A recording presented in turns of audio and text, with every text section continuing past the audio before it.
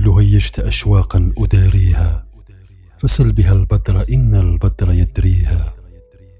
رأى حقيقة هذا الحس غامضة، فجاء يظهرها للناس تشبيها.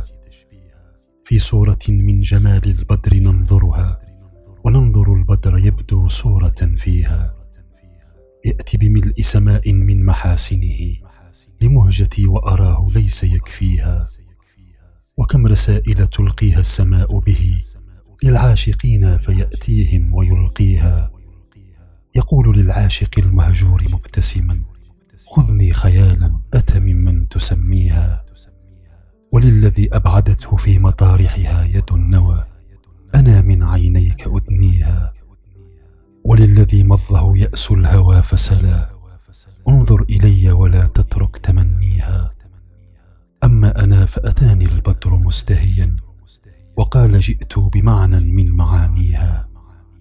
فقلت من خدها أم من لواحظها، أم من تدللها أم من تأبيها، أم من معاطفها أم من عواطفها، أم من مفارشها أم من مجانيها، أم من تفترها أم من تكسرها، أم من تلفتها أم من تثنيها. كن مثلها لي جذبا في دمي وهوى، أو كن دلالا وكن سحرا وكن تيها. فقال وهو حزين: ما استطعت سوى أني خطفت ابتساما لاح من فيها.